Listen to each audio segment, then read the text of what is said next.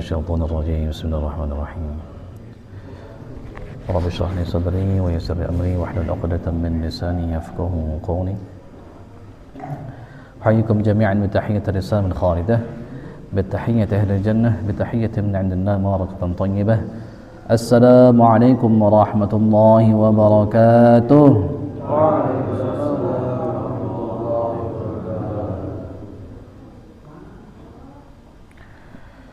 الحمد لله الذي هدانا لهذا وما كنا لنهتدي لولا أن هدانا الله. الحمد لله الذي أنزل على عبد الكتاب ولم يجعل له عوجا. اللهم صل وسلم على من أنزل إليه القرآن خير وأحسن من قرأ وأقرأ القرآن سيدنا ومولانا محمد صلى الله عليه وسلم وآله وصحبه وأمته ومن والاه إلى يوم القيامة. وبعد أيها الحاضرون الكرام أوصي نفسي وإياكم بتقوى الله أوصي نفسي وإياكم بتقوى الله أوصي نفسي وإياكم بتقوى الله وطاعته فقد فاز المتقون. قال الله تعالى أعوذ بالله من الشيطان الرجيم بسم الله الرحمن الرحيم يا أيها الذين آمنوا اتقوا الله ولتنظر نفس ما قدمت لغد واتقوا الله إن الله خبير بما تعملون. اللهم انفعنا بما علمتنا وعلمنا ما ينفعنا وارزقنا علوما تنفعنا ونعوذ بك من علم لا ينفع وقلب لا يخشع ونفس لا تشبع ودعاء لا يسمع دعوة لا يستجاب لها ونسألك علما نافعا وقلبا خاشعا ولسانا ذاكرا وشفاء من كل داء وسقم وعملا متقبلا ورزقا حلالا طيبا مباركا. اللهم يا معلم آدم علمنا ويا مفهم سليمان فهمنا يا ربنا زدنا علما وارزقنا فهما برحمتك التي وسعت كل شيء. اللهم آتنا رحمة من عندك وعلمنا من لدنك علما اللهم ألهمنا رشدنا وألحقنا بالصالحين آمين يا رب العالمين. Alhamdulillah kita berpagi tiadalah nikmat yang kita terima atau yang diterima oleh salah satu di antara makhluk Allah melainkan hakikatnya itu adalah dari Allah Subhanahu wa taala. Allahumma ma asbaha bina min ni'matin aw bi ahadin min khalqika faminka wahdaka la syarika lak falakal hamdu wa lakal syukur. Maka bagi Allah pujian, bagi Allah kesyukuran. Kita bersyukur kepada Allah atas segala nikmatnya, sempurnalah segala kebaikan. Salah satu kebaikan yang mudah-mudahan Allah Subhanahu wa taala terima yang sudah kita kerjakan adalah kita bangun di malam hari, kita sebut namanya. Yang belum sebut namanya waktu bangun tidur, sebut. Apa doa bangun tidur? Alhamdulillahilladzi apa? Alhamdulillahilladzi adhaba 'anil adza wa 'afani. Bukan. Alhamdulillahilladzi ahyana ba'dama amatana wa ilaihin nusyur. Ketika kita bangun tidur, kita sudah diajarkan oleh Rasulullah SAW untuk menautkan diri kita ini dan kematian. Segala puji bagi Allah yang sudah menghidupkan kami setelah sebelumnya mematikan kami. Maka an-naum itu apa? Akhul maut. Tidur itu saudaranya mati. Maka barang siapa yang banyak tidur berarti dia sudah mati kebanyakan sebelum waktunya dia mati. Maka banyak kita melihat ada mayat-mayat yang berjalan di muka bumi ini. Dia berjalan seolah-olah hidup tapi dirinya itu mati. Maka kata Rasulullah SAW, orang yang berzikir dan orang yang tidak berzikir seperti orang yang hidup dan orang yang mati. Nama sebut setiap pagi kita ucapkan itu. Di situ kita berwudu dan sholat subuh. Mudah-mudahan 3 ikatan setan yang sudah mengikat kita waktu kita tidur, mudah-mudahan Allah lepaskan sehingga kita berhari dengan bahagia, dengan penuh ketenangan hati. Maka ada orang yang sibuk mengurusin sesuatu yang zohir, misal dia sibuk ngurusin jenggot misalnya, bagus, nggak apa-apa, bagus. sunnah kalau misalnya diniatkan untuk mengikuti Rasulullah SAW atau mencintai Rasulullah SAW. Tapi dia lupa sesuatu yang pasti, yang itu dilihat oleh Allah SWT adalah apa? Hatinya. Maka ketika dia berpagi, lalu kemudian dia masih menyimpan kesal atau dendam dalam hatinya atau amarah, nah maka dia sudah mencampakkan dirinya itu, sudah menawarkan dirinya itu kepada syaitanir rajim. Nah maka boleh kita misalnya berusaha mengikuti penampilan Rasulullah SAW, kepala ditutup, jenggot ada, pakai gamis misalnya, pakai sorban misalnya. Tapi jangan lupa yang paling penting adalah apa? Hati kita. Maka kalau hati kita masih menyimpan dendam, masih membenci kepada saudara-saudara kita yang muslim, maka kita masih berada pada khotor. Khotor itu apa? Sesuatu yang mengkhawatirkan. Nah maka mari kita berpagi ini dengan bersih, dengan baik. Mudah-mudahan kita menjalani hari kita dengan kebaikan. Mudah-mudahan rezeki Allah hantarkan untuk kita selapang-lapangnya, seluas-luasnya, sebaik-baiknya. Amin ya rabbal alamin. Kita bersalawat kepada Nabi Muhammad sallallahu alaihi wasallam. Beliau adalah orang yang paling Allah Subhanahu wa taala cintai. Tidak ada makhluk yang Allah Subhanahu wa taala cintai melebihi Allah cinta kepada Rasulullah sallallahu alaihi wasallam, enggak ada. Maka beliau mengajarkan kepada kita. Suatu ketika beliau pernah disihir oleh seseorang ketika di Madinah, itu disihir beliau itu. Sampai akhirnya orang yang nyihir itu bertobat masuk Islam. Kata sahabat yang meriwayatkan riwayat ini, orang itu masuk ke Rasulullah SAW. Aku lihat dari mukanya seolah-olah tidak pernah terjadi apa-apa. Jadi Rasul disakiti oleh orang itu, disihir. Sudah pasti kalau Rasul benar informasinya itu bukan hoax, bukan ditipu. Kalau orang itulah yang nyantetnya itu. Tapi pas orang itu masuk, Rasul seperti tidak pernah disakiti oleh orang itu. Nah itulah yang diajarkan oleh Rasulullah SAW kepada kita. Waktu kita mencoba untuk melatih diri kita, melatih hati kita untuk bersih dari segala sesuatu yang kotor, dari sesuatu yang najis, maka mudah-mudahan Rasulullah SAW semakin cinta kepada kita, karena beliau mengatakan innama bu'itsu liutammima makarimal akhlaq. Innama bu'itsu liutammima makarimal akhlaq. Sungguh hanyalah aku diutus ini untuk menyempurnakan akhlak yang mulia. Nah, tentunya akhlak yang mulia, akhlak kepada Allah, terus akhlak kepada Rasulullah tentunya, pada malaikat, akhlak kepada Al-Qur'an, akhlak kepada sesama manusia, akhlak kepada binatang, akhlak kepada tumbuh-tumbuhan. Nah, maka yang paling dekat nanti kedudukannya di sisi Rasulullah SAW adalah yang paling bagus akhlaknya. Timbangan yang paling berat adalah timbangan akhlak. Nah, maka mari kita sama-sama latih diri kita, hati kita untuk menjadi aman untuk saudara kita. Muslim selamat. Jadi kita selamat, lisan kita selamat, tangan kita selamat, hati kita selamat, pikiran kita. Saudara-saudara muslim yang lain tidak pernah kita sakiti. Atau kalau misalnya kita nggak sengaja, maka kita minta maaf. Yang namanya manusia itu menunjukkan kemanusiaannya bahwa manusia tersebut punya salah, punya kekeliruan. Maka sebaik-baik kata Rasul, yang bersalah adalah yang bertobat.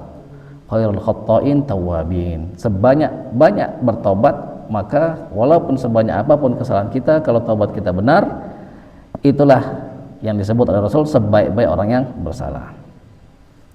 Sallu ala Nabi sallallahu alaihi wasallam. Ya, kami berwasiat kepada diri sendiri dan kita semua, mari kita sama-sama memperbanyak bekal. Tentunya bekal bukan isi dompet, bukan isi rekening, bukan sebanyak-banyakan isi kulkas, tapi kata Allah, wa tazawwadu fa inna khairaz zadit taqwa. Karena kita sering berinteraksi dengan dunia, membaca medsos misalnya, berinteraksi dengan orang-orang, kadang-kadang kita menjadi teralihkan. Kita sibuk mencari sesuatu yang manfaatnya itu hanya kecil sekali bagi kita. Sibuk kita mencari sesuatu yang bakal kita tinggalkan. Lupa kita tentang sebaik-baik bekal. Sebaik-baik bekal adalah ketakwaan. Semakin banyak kita taat kepada Allah dan berusaha semampu kita, tidak ada larangan Allah yang kita lakukan. Kalaupun misalnya ada, segera bertobat.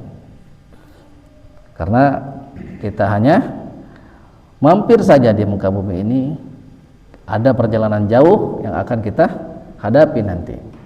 Nah, maka kita di sini hadir di majelis ilmu, kita belajar tentang Al-Quran, sebuah surah yang kemarin sudah kita jelaskan bahwa surah ini akan memberi syafaat kepada para pembacanya. Nah, kita ulang lagi, ada seorang yang sering membaca surah As-Sajdah, setiap malam dia baca, lalu kemudian dia meninggal, banyak dosanya, banyak melakukan kesalahan. Lalu kemudian ketika mau dihukum, surah As-Sajdah datang membela dia, memohon kepada Allah untuk diampuni. Kata Allah apa? Ampuni dia, ganti semua kesalahannya dengan kebaikan. Maka siapa yang tertarik dengan kisah tersebut, hendaklah mengamalkan surah As-Sajdah. Kalau nggak bisa mengamalkan Al-Quran, khatam misalnya, paling tidak sebulan sekali yang amalkan ini. Cuma 3 halaman. 3 halaman. Kenapa kita bahas ini? Karena surah ini adalah surah yang dibaca Rasul sebelum tidur. Rasul nggak pernah tidur kecuali baca surah ini. Surah ini juga dianjurkan oleh Rasulullah SAW untuk dibaca ketika subuh Jumat. Nah, maka supaya kita bisa faham ketika mendengarkan ayat Sajdah, misalnya kita nggak melamun kemana-mana, mau kita bahas. Kemarin kita sudah sampai ayat ke-16 ya. Sebelumnya itu ayat ke-15, kata Allah, innama yu'minu bi ayatina alladzina idza dzukiru biha kharru sujada wa sabbahu bihamdi rabbihim wa hum la yastakbirun. Sungguh hanyalah, jadi kalau innama itu berarti syarat, dia penegasan, dan cuman itu, kira-kira simpelnya begitu. Cuman orang yang beriman kepada Allah adalah siapa itu? Ketika dibacakan ayat-ayat Allah, mereka itu menyungkur, khurru sujada, langsung sujud. Sujud itu bisa fisiknya sujud, bisa hatinya sujud. Dan lawan dari sujud adalah istikbar atau sombong. Mereka membangkang, mencari-cari cara untuk tidak mengikuti apa yang Allah Subhanahu wa taala perintahkan, mencari pembenaran. Nah, sudah kita kemarin bahas apa makna istikbar atau sombong. Apa itu sombong itu? Saya ingat nggak? Ada 3 kata Imam Al-Ghazali. Yang pertama apa? Dia merasa mulia, yang lain hina semua. Dia merasa benar, yang lain salah semua. Yang kedua, dia merasa mulia, menurutnya orang lain juga mulia. Dia merasa benar, menurutnya orang lain benar. Tapi dia lebih benar, tapi dia lebih mulia. Nah, itu golongan kedua. Yang ketiga, dia merasa hina, orang lain hina. Dia merasa salah, orang lain salah. Tapi orang lain lebih hina dari dia. Tapi orang lain lebih salah dari dia. Nah, itu. Kalau kita termasuk di antara salah satu 3 golongan ini, termasuk kita yang sombong. Maka orang yang sombong itu, dia nanti akan, ketika orang lain dikumpulkan itu, orang lain kan nanti dikembalikan kepada penciptaan manusia. Berapa kira-kira tingginya? 60 hasta, 27 sampai 30 meter kira-kira. Dia nanti segede semut, tapi bentuknya seperti manusia. Innal ladzina yastakbiruna an ibadati sayadkhuluna jahannama dakhirin, kata Allah. Sesungguhnya orang yang sombong terhadap ayat-ayat kami, maka nanti akan masuk neraka itu dengan hina dina.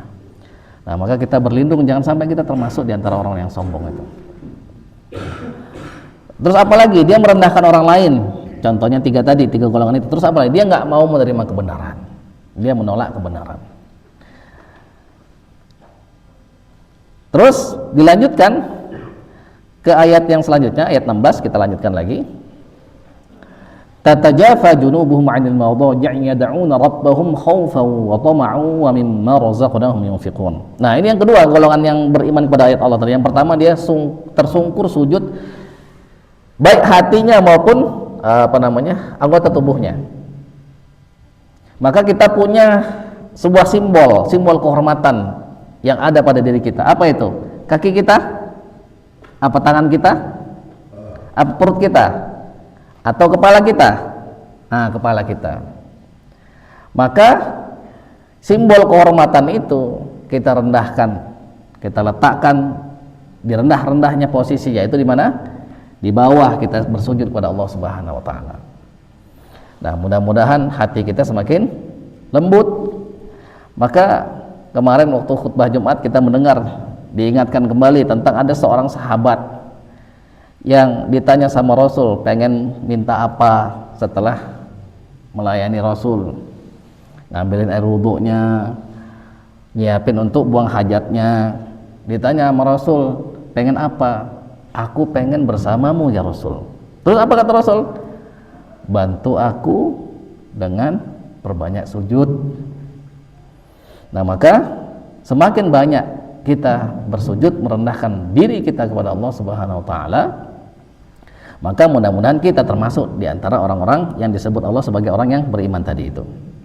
Apalagi cirinya yang selanjutnya itu tatajafa junubuhum. Tatajafa kemarin sudah kita bahas. Tatajafa itu jarak, jadi pergerakan dari bawah ke atas, itu namanya tatajafa. Apa yang tatajafa? Apa yang bergerak dari bawah ke atas itu? Junubuhum. Ada yang mengatakan lambung. Maksudnya apa? Lambung di dalam perut. Ada juga rusuk. Intinya tubuh dia, lambung-lambung mereka itu maksudnya seluruh tubuhnya, bukan cuma lambungnya aja pastinya itu jauh dari tempat tidurnya. Al-madaji' itu merupakan jamak. Jadi al-madaji' itu jamak dari al-madja'u, artinya tempat tidur atau bisa juga waktu tidur. Nah, kapan saja waktu tidur itu? Itulah saat di mana orang-orang yang disebut oleh Allah beriman kepada Allah itu jauh lambungnya itu dari tempat tidurnya itu. Kapan itu? Waktu maghrib, waktu malam pastinya itu. Terus kapan lagi? Isya. Kapan lagi? Ya antara Isya sampai subuh. Waktu subuh juga, waktu tidur juga? Tidur juga. Nah, maka di dalam tafsir Al-Qurtubi misalnya, Imam Al-Qurtubi itu mengumpulkan beberapa riwayat sama beliau itu ditulis ada beberapa kondisi. Yang pertama waktu maghrib. Jadi ada kalau nggak salah 4 ya. Ya, ada 4 kondisi, ada 4 waktu. Udah belum kita bahas? Udah ya? Diulang lagi ya. Nah, yang pertama ketika tahajud. Tahajud itu apa? Waktu antara ba'da Isya sampai sebelum subuh. Jadi berarti ada masa di mana ketika dia mengangkat lambungnya dari tempat tidurnya untuk bangun tahajud. Sebelumnya dia tidur dulu. Nah, itu yang pertama. Banyak sekali pujian tentang tahajud ini. Bahkan kata malaikat Jibril itu dalam sebuah riwayat, kata Rasulullah SAW, sesungguhnya bangun di malam hari untuk salat tahajud itu merupakan syaraful mukmin, kemuliaannya seorang yang beriman kepada Allah Subhanahu wa taala.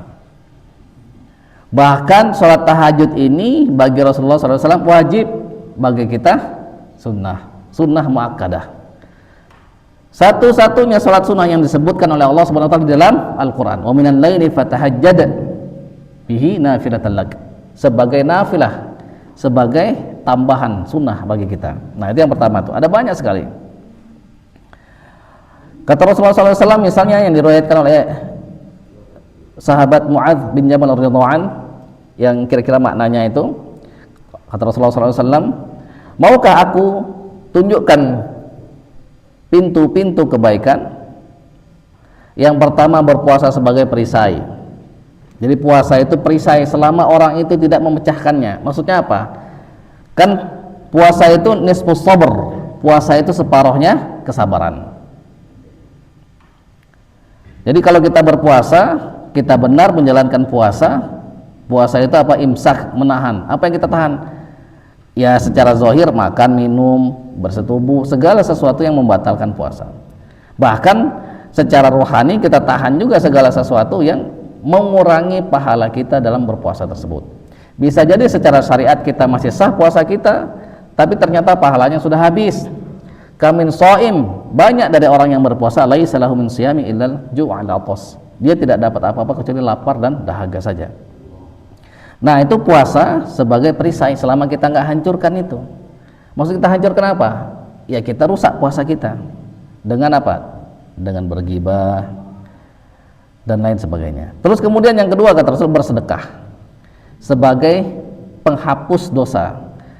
Jadi sedekah itu akan menghapuskan dosa kita sebagaimana air memadamkan api. Takutlah engkau kepada neraka walaupun kamu cuma bersedekah dengan 1 biji tamr, kurma yang kering.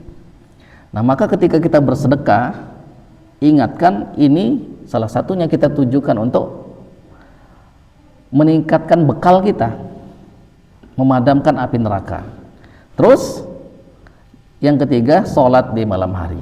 Nah, kemudian beliau membaca ayat tatajafa junubuhum 'anil madaji'i yad'una rabbahum khaufan wa tama'an wa mimma razaqnahum yunfiqun. Nah, terus yang selanjutnya, yang kedua, itu yang pertama tadi ya. Tatajafa junubuhum itu yang pertama waktunya itu. Yang kedua, melaksanakan sholat Isya. Jadi sholat Isya ini disebut juga sholat atamah namanya itu. Jadi atamah itu ini kita bisa dapatkan di tafsir Imam At-Tabari. Jadi atamah itu adalah sholat yang dilakukan pada tengah malam. Dulu orang itu kadang-kadang mengakhirkan sholat Isya-nya, walaupun ini ada beberapa perbedaan pendapat juga. Nah, tetapi setelah dikumpul-kumpulkan, kira-kira makna yang kedua adalah dia kerjakan sholat Isya. Ketika ayat ini turun, tatajafa junubuhum 'anil madaji'i, itu Rasulullah SAW sedang duduk bersama sahabatnya ketika waktu maghrib menunggu sholat Isya. Nah, itu yang kedua, mengerjakan sholat Isya. Yang ketiga, melaksanakan sholat sunnah yang terdapat antara maghrib dan Isya. Sholat apa aja itu? Banyak, ada sholat ba'diyah, ada sholat apa lagi? Awabin, ada sholat awabin, atau sholat-sholat lainnya. Tadi sudah kita bahas bahwa ayat ini turun ketika setelah sholat maghrib, ketika Rasulullah SAW dan para sahabat menunggu sholat Isya. Maka siapa yang mengerjakan sholat sunnah antara maghrib dan Isya, mudah-mudahan dia termasuk yang ini. Itu yang ketiga. Yang keempat, salah satu pendapatnya, ada banyak para sahabat yang mengukuhkan pendapat ini. Salah satunya adalah Abu Darda radhiyallahu anhu. Kata beliau, mengerjakan sholat Isya dan sholat subuh secara berjamaah. Jadi siapa yang mengerjakan sholat subuh dan sholat Isya secara berjamaah, mudah-mudahan sudah termasuk di antara ayat ini. Lambungnya jauh dari tempat tidur mereka. Tapi kira-kira yang paling bagus dikerjakan yang mana? Di antara 4 itu, sholat tahajud, sholat Isya saja, sholat sunnah antara maghrib dan Isya, kemudian sholat subuh dan sholat Isya berjamaah. Yang mana yang paling bagus untuk dikerjakan? Semua. Nah, kerjakanlah semua. Jangan lupa kata Rasulullah SAW, la yazalur rajul fi salatin man tawara shalah. Seseorang itu terus berada dalam sholat selama dia menunggu waktu sholat. Jadi ketika kita duduk misalnya, atau ketika kita datang ke masjid, kita nunggu waktu sholat, maka itu dicatat sebagai orang yang sholat. Atau bahkan kalau misalnya riwayat ini secara maknanya kita perluas lagi. Kalau misalnya kita sekarang ini nunggu waktu zuhur, kapan datangnya waktu zuhur, hati kita tertaut dengan sholat, mudah-mudahan termasuk dicatat juga sebagai orang yang sholat. Sudah kita sholat zuhur, kita tunggu lagi kapan waktu asar, maka mudah-mudahan dicatat sebagai orang yang sholat. Nunggu lagi dari maghrib ke dari asar ke maghrib, mudah-mudahan kita dicatat juga seterusnya. Maka penting sekali bagi kita untuk memperhatikan riwayat-riwayat seperti ini dan untuk kemudian kita amalkan. Maka ini adalah amalan-amalan hati. Ada orang yang sholat tapi tidak dicatat sebagai orang yang sholat, tapi ada orang yang tidak sholat tapi dicatat pahalanya sebagai orang yang sholat.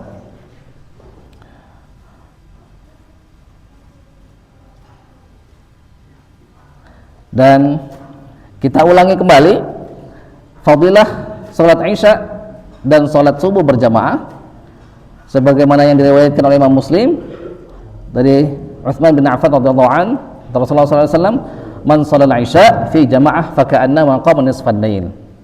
Siapa yang sholat Isya berjamaah maka seolah-olah dia sudah sholat separuh malam. Wa man shalla subha fi jama'atin faka'annama qama laila kullu. Seakan-akan dia sholat sepanjang malam kalau dia sholat subuh berjamaah. Maka hendaknya kita memperhatikan ini. Usahakan sekuat tenaga kita jangan sampai terlewat. Minta kepada Allah untuk diizinkan untuk bisa sholat subuh dan sholat Isya selama akhir hayat kita nanti, sampai akhir hayat kita nanti. Amin ya rabbal alamin. Itu ada banyak ya, bukan cuma satu riwayatnya, itu ada banyak, tapi kita ambil satu saja. Nah, ada juga sebagaimana kalau nggak salah pernah kita bahas, ada satu fadilah yang perlu untuk kita sama-sama ulang-ulang kembali. Di sini Imam Al-Qurtubi mengutip sebuah riwayat, siapa yang melakukan sholat sunnah 4 rakaat setelah sholat Isya, diriwayatkan oleh Ka'ab radhiyallahu an, maka pahalanya itu seperti pahala orang yang mendapatkan Lailatul Qadar. Nah, jadi siapa yang sholat sunnah ba'da Isya 4 rakaat, sholat sunnah 4 rakaat ba'da Isya, maka dia mendapatkan pahala seperti pahala orang yang mendapatkan Lailatul Qadar. Nah, maka coba kita tanya masing-masing, siapa yang sudah mengamalkan sholat 4 rakaat setelah Isya? Nah, kalau misalnya sudah, alhamdulillah, mudah-mudahan diterima oleh Allah Subhanahu wa taala. Siapa yang belum, nah mari kita tambah lagi. Banyak-banyaklah berbekal, banyak-banyaklah melakukan ketaatan-ketaatan kepada Allah Subhanahu wa taala. Nah, terus siapa yang mau menambah istana di surga, ada sebuah riwayat, barang siapa yang melakukan sholat sunnah di antara sholat maghrib dan Isya sebanyak 10 rakaat, maka akan diberikan sebuah istana di dalam surga. Jadi 10 rakaat maghrib ke Isya, susah nggak? Coba kalau misalnya siapa yang sholat 10 rakaat dikasih 1 juta di depan mata, mau nggak? Nah, kalau misalnya istana di surga, nanti dulu. Coba kalau misalnya dibeliin 1 rumah di Pondok Mulia ini, waduh, penuh ini masjid, 10 rakaat orang sholat itu. Ini barang siapa yang mau, yang tidak mau ya tidak apa-apa. Terus kata Umar bin Khattab, apakah bila setiap hari kita lakukan maka rumah kita dan istana kita di surga bertambah ya Rasulullah? Kata Nabi Muhammad SAW, Allah maha besar dan maha baik. Berarti sekali dapat. Nah, cuman kalau misalnya ada amalan lain ya silakan kerjakan amalan lain.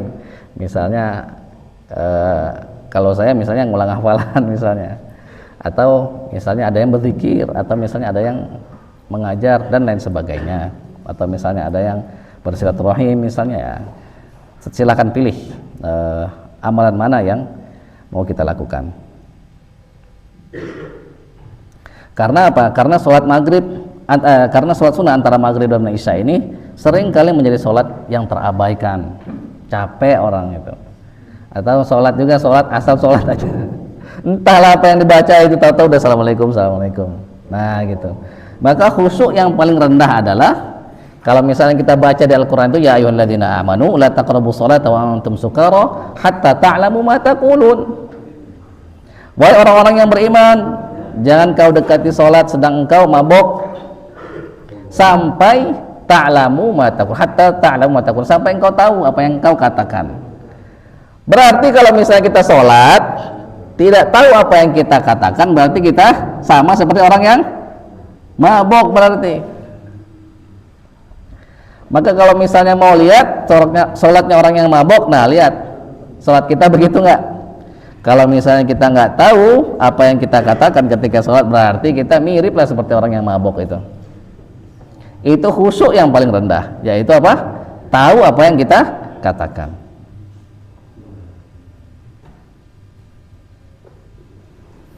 Nah, ada sebuah riwayat lagi untuk memastikan, untuk semakin memperkuat.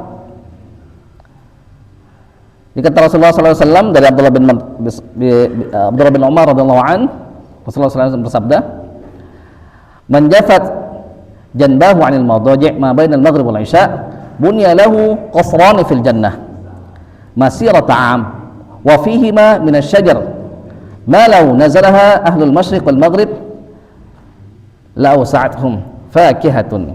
Nah, kira-kira maknanya itu, barang siapa yang jauh lambungnya itu dari tempat tidurnya antara sholat maghrib dan sholat isya, maka akan diberikan dua buah istana yang luasnya itu memakan waktu 1 tahun perjalanan. Jadi siapa yang enggak tidur antara maghrib dan isya, sholat dia itu maksudnya ini, atau beribadah, beramal-amal soleh, maka dia akan diberikan qasron. Qasron itu apa? 2 istana. Luasnya itu antara langit, luasnya itu perjalanan masirah am. Masirah am itu perjalanan 1 tahun. Kira-kira seluas apa itu perjalanan 1 tahun? Dan di dalam kedua istana itu terdapat pepohonan. Jadi dalam istana itu ada pepohonan. Nah, kalau misalnya di Timur Tengah itu, di Arab, salah satu parameter orang itu kaya apa enggak, lihat halaman rumahnya ada tanaman enggak, karena air lebih mahal dari minyak di sana itu. Air lebih mahal dari minyak di sana itu. Maka kalau rumahnya itu, apalagi dalam rumah misalnya ada pepohonan-pepohonan, nah itu kaya itu. Buahnya itu apabila dimakan oleh seluruh manusia dari barat sampai timur, masih tersisa buahnya itu nggak habis. Nah, bisa kita bayangkan itu. Makanya siapa yang tertarik kerjain. Ya, kalau ngantuk-ngantuk juga paksa itu. Nanti kalau sudah azan isya kan masih ada waktu sedikit, tidur dulu berapa menit itu. Nah gitu. Jadi antara maghrib dan isya usahakan jangan tidur, bangun sholat. Kalau mau 10, Umar semangat itu. Kalau kita sholat tiap hari gimana ya Rasul?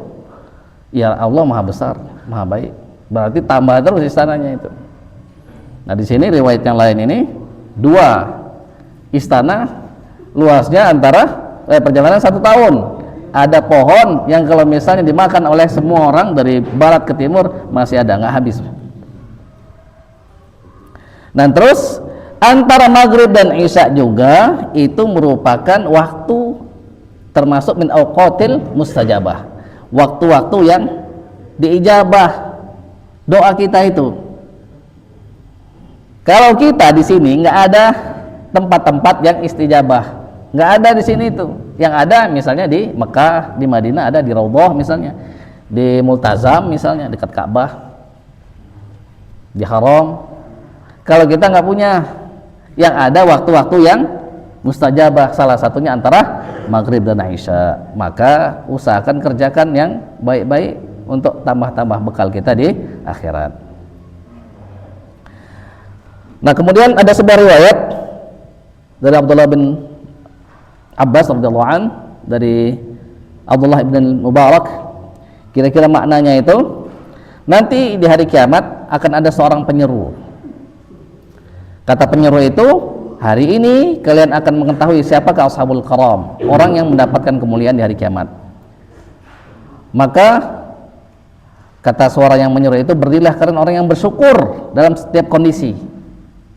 Maka kata Rasul itu, kalau misalnya kita dikasih sesuatu yang menyenangkan kita, apa pujiannya? Alhamdulillah bi ni'matihi tatimmus shalihat. Segala puji bagi Allah yang dengan nikmatnya lah sempurna segala kebaikan. Tapi kalau kita misalnya mendapat sesuatu yang enggak kita sukai, maka kita ucapkan apa? Alhamdulillahi ala kulli hal. Nah ini nih, segala puji bagi Allah atas segala kondisi, baik itu kondisinya itu yang kita senangi maupun yang tidak kita senangi. Kalau di bawahnya dia bersabar, ucapkan apa? Innalillahi wa inna ilaihi raji'un. Sesungguhnya kami ini punya Allah, suka-suka yang punya,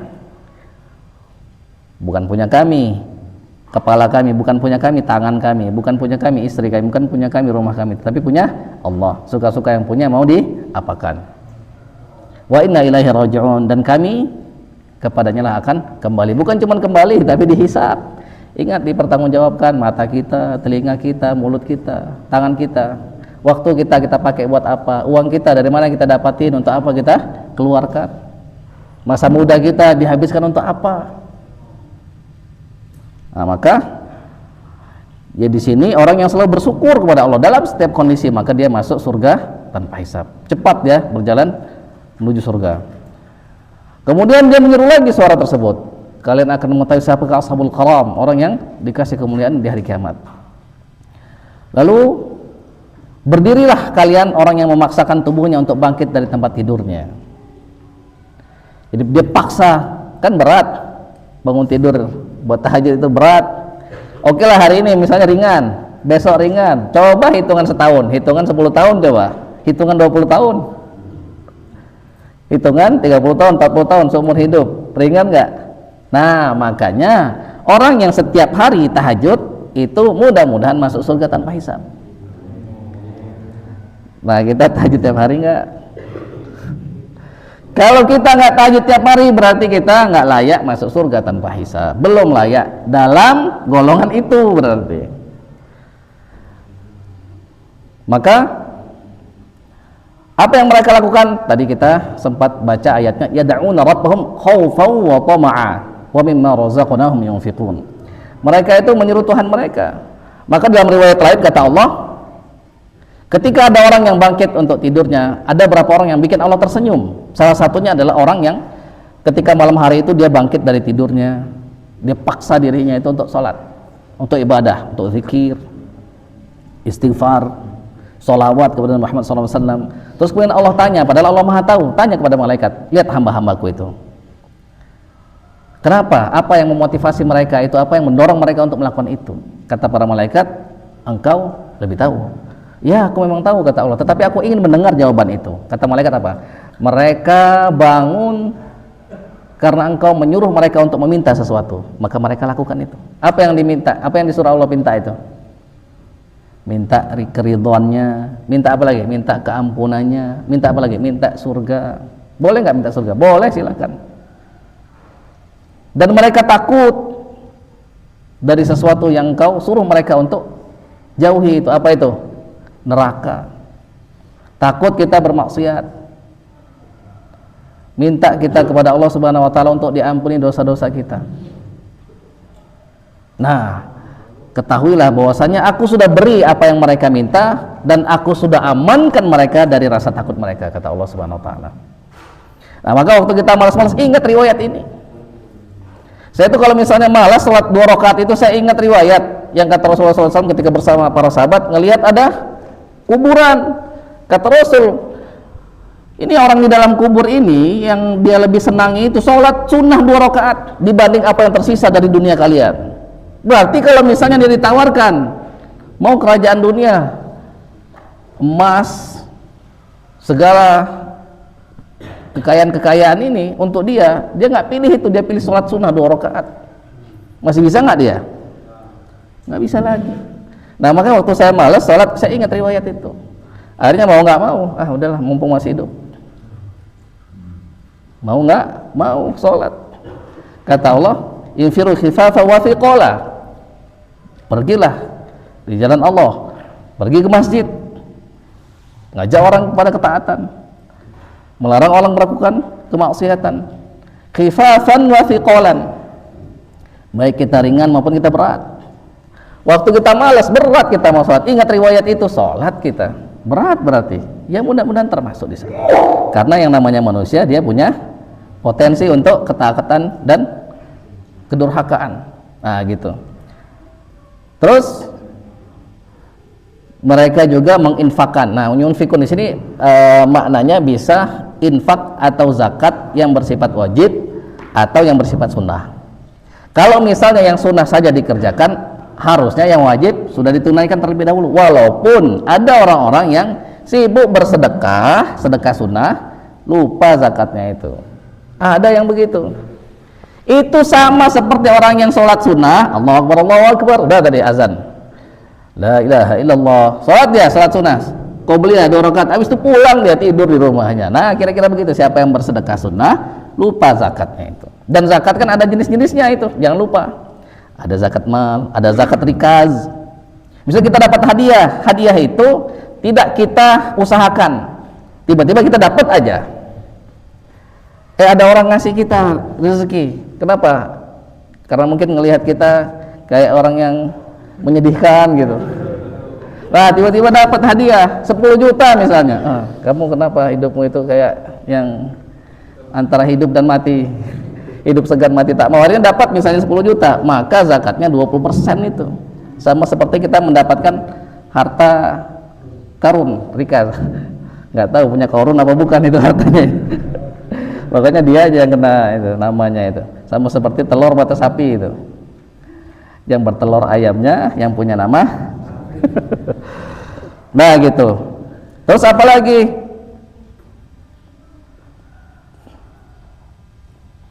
Nah orang-orang itu akhirnya masuk surga tanpa hisab. Itu ada banyak lagi orang yang kemudian apa namanya?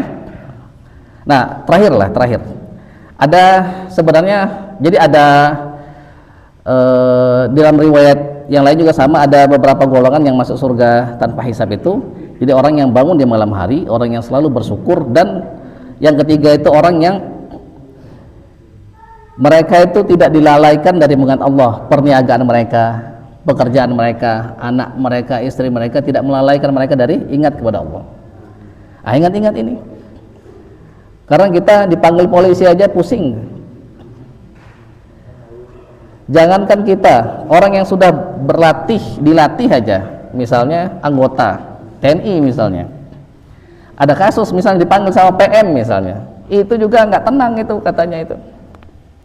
Jadi ada yang sempat curhat waktu dia ada bermasalah, kita ada sebuah masalah, padahal sudah terbiasa, yang namanya TNI kan dididik untuk kuat mentalnya itu.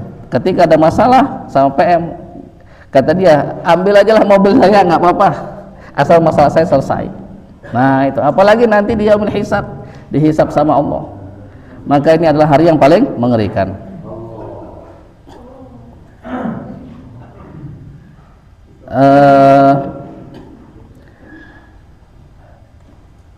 Satu lagi yang tentang Umar ya, sebentar, saya cari dulu. Oh, di ayat selanjutnya. Atau itu dulu yang kita bahas sedikit saja. Satu lagi. Ini ada riwayat dari sahabat Abu Dzar. Tadi kan sudah kita bahas tuh. Satu, yang lain belum. Ada 3 golongan manusia yang membuat Allah senang dan tersenyum. Kalau misalnya kita sedang PDKT misalnya sama calon istri, supaya niat kita itu diterima, pasti harus kita bikin senang dia itu. Ada entahlah ngirim hadiah macam-macam lah. Kalau dia banyak duit ya mungkin ngirim kunci mobil, ngirim BPKB mungkin, atau sertifikat tanah. Ada yang macam-macam dengan berbaris muka misalnya. Intinya supaya calon kita itu senang sama kita. Nah ini enggak. Ini sang penguasa alam semesta senang dan tersenyum kepada orang tersebut. Ada 3 golongan. Yang pertama tadi sudah kita bahas, orang yang bangkit di malam hari meninggalkan tempat tidurnya beserta kehangatannya. Apalagi dia misalnya punya kasur yang empuk, punya istri yang cantik, tinggalin sama dia itu. Nah, itu sudah apa? Triple kill itu. Itu yang sudah kita bahas. Yang kedua, orang yang berangkat ke medan perang bersama pasukannya, lalu hampir kalah berjihad. Sudah banyak dari mereka yang tewas, syahid. Namun dia tidak gentar, dia terus lanjutkan perjuangannya sampai tetes darah penghabisannya, atau sampai dia menang, dikasih Allah Subhanahu wa taala kemenangan. Nah, Allah tanya ke orang tersebut apa yang dia inginkan. Ya, dijawab sama malaikat seperti yang tadi kita bahas. Karena engkau menyuruhnya meminta sesuatu dan engkau menyuruhnya takut dari sesuatu. Nah, ketahuilah kata Allah, aku sudah beri apa yang dia inginkan dan aku sudah amankan dia dari rasa takutnya. Kemudian yang ketiga, nah ini khususnya bagi yang sering safar ini, yang suka berjalan. Jadi yang ketiga ini orang yang melakukan perjalanan di suatu hari bersama kafilah, bersama rombongannya. Ketika malam hari tiba, dia dan beserta teman-temannya istirahat. Teman-temannya tidur, lalu kemudian dia bangkit. Walaupun dia capek, lelah, dia bangkit, sholat. Dia bangkit untuk sholat. Padahal sholat wajib saja, khususnya isya, apalagi asar, zuhur itu dikurangin, yang tadinya 4 menjadi 2. Maka yang wajib saja dikurangin, yang qobliyah ba'diyah jangan dikerjain, karena kita sudah dicatat oleh Allah sebagai orang yang mengerjakan kalau kita sudah biasa ngerjain di luar safar. Nah, kecuali sholat ini nih jangan ditinggalin. Waktu orang tidur kita bangun malam hari itu dalam safar itu sholat. Allah tersenyum, Allah senang sama orang ini. Nah, barang siapa yang cintanya ingin diterima oleh Allah Subhanahu wa taala atau semakin ditambah oleh Allah rasa cinta kepada Allah, nah kerjain ini. Ada 3 golongan itu. Nah, mungkin ini saja yang kita bahas sedikit, mudah-mudahan masuk ke dalam hati kita, dapat kita amalkan. Amin ya rabbal alamin. Ada pertanyaan? Cukup ya? Ya, mudah-mudahan bisa untuk diamalkan.